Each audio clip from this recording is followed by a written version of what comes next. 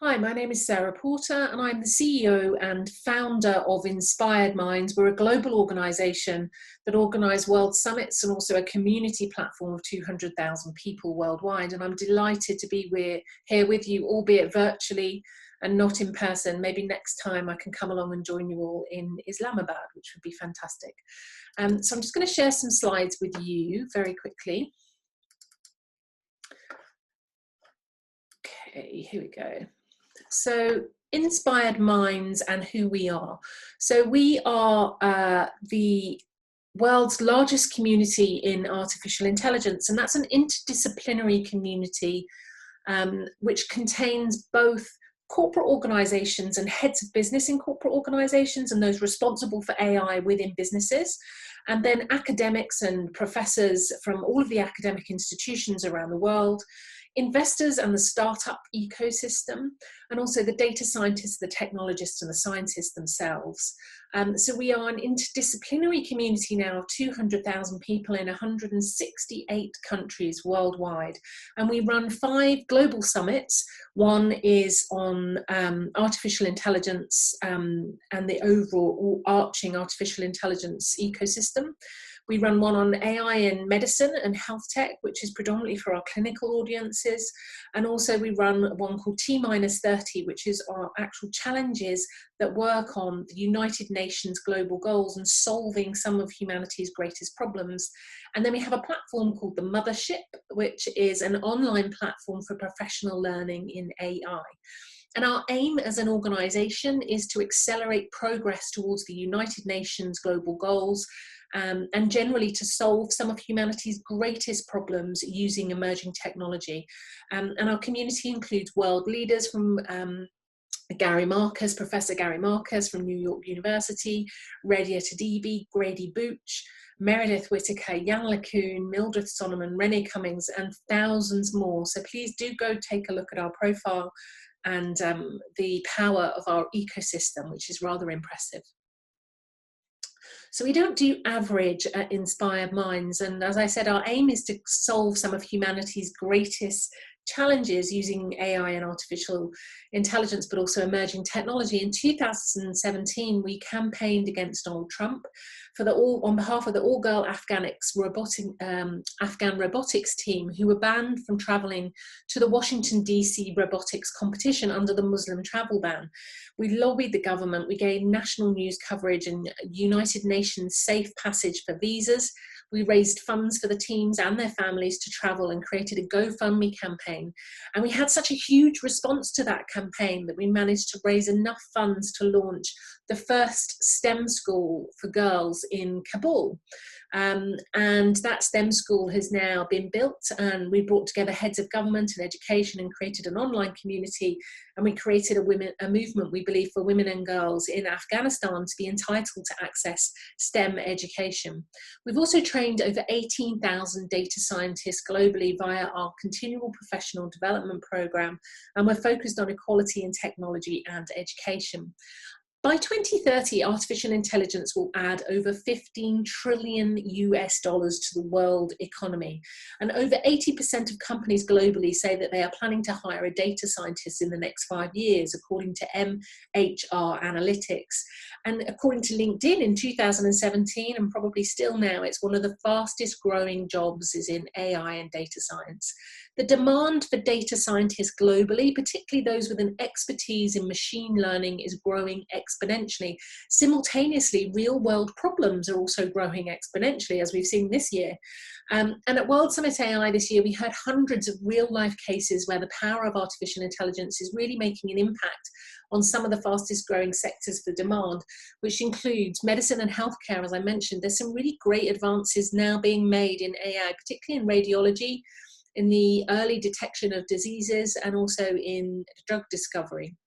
Agriculture and the future of food is a key area where artificial intelligence is really seeing some progress, particularly in low to middle income countries. Smart cities and social infrastructure such as automation and manufacturing and transport is one of the fastest growing sectors. And climate, a huge amount of innovation, investment and emerging projects are happening in this area. So climate change technologies, clean tech, energy saving and so on. So by utilizing the power of AI in combination with human meaningful control, we believe that we can indeed tackle humanity's greatest challenges, from climate change to poverty, malnutrition, and a lack of education. But it does take a global effort, and it's very important that everybody is included in the development of AI. So the world does need data scientists. There's currently a shortage of data scientists, particularly those from certain backgrounds, particularly minority backgrounds, which I'll come on to in just a moment.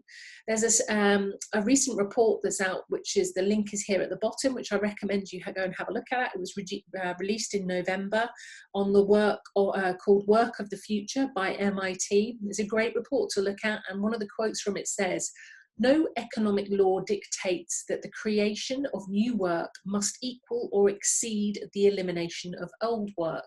Still, history shows that they tend to evolve together." So what this is really talking about is the fear that artificial intelligence can remove the need for manual labour and workers, and the effect that that's going to have on the global economy. But new technologies themselves are often astounding, but it can take decades for new innovations to reach organizations.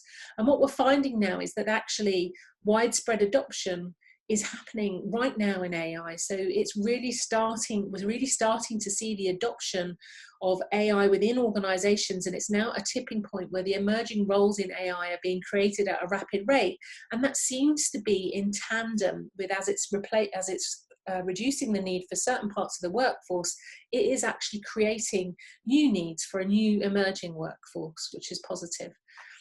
Key trends seen at World Summit AI in 2020. So we had over 600 speakers across 3 months for the World Summit AI series this year, which took place online. And what we saw, there were thousands of points, and you're all very welcome to come and have a look at it and join the Mothership, which is the online platform where you can download and access all of the presentations from this year. And as a part of this summit here, you're all very welcome to gain a free pass to have a look at that. But here's some of the key trends that I thought I would just highlight that you may find interesting. So many national AI strategies, and I mean country-led strategies, are now signed off around the world, but they're still being formed in silos, and globally there is still a reluctance to globally collaborate. There is no overarching global approach to national strategies, which is something that potentially needs addressing. Women are still massively underrepresented in data science, with less than 7% of the global workforce in AI being women, and this is leading to bias in algorithms and skewed data sets. Equally, Black, Indigenous, people of colour, LGBTQI, disabled, immigrants and working class, and also marginalised communities are massively underrepresented in data sets, but also in AI development. And therefore, the development that is coming out of the AI that's being developed by the global north at the moment is not really in context with such a diverse audience as it needs to be to include everybody in all of those minority sectors.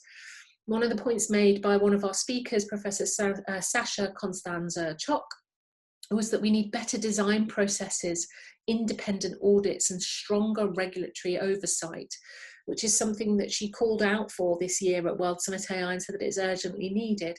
AI requires an interdisciplinary approach in its creation and subsequent use, a community-led approach, according to Bertie Vigden from the Alan Turing Institute.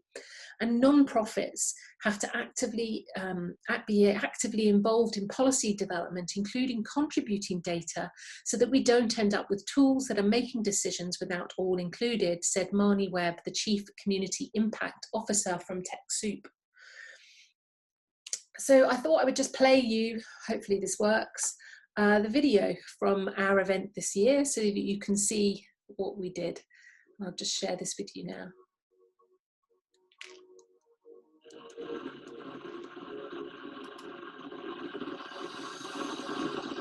Worldwide coronavirus deaths have passed the 1 million mark. Joe Biden has won the American presidential election. I'm very passionate about AI. I'm very passionate about what AI can do, its power, its potential, its promise to change the world.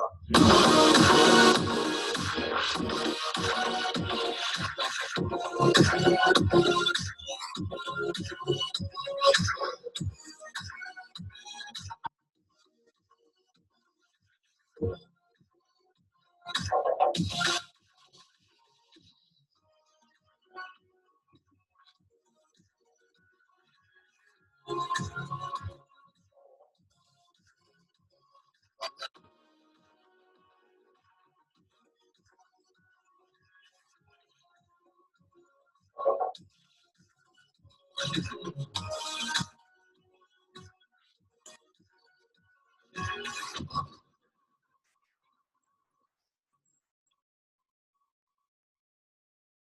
exciting. So who we are, so I'll just, oops, sorry, to show you this last slide.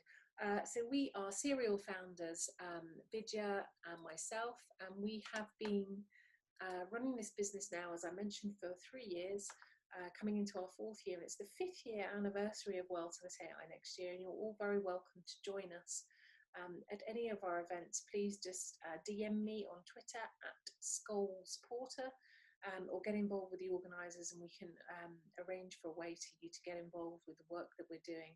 In the meantime, thank you very much for inviting me to this very important conference. I'm really privileged to be here and be a part of the work that you're doing in Pakistan, and I look forward to future ways that we can collaborate with your communities. Thank you.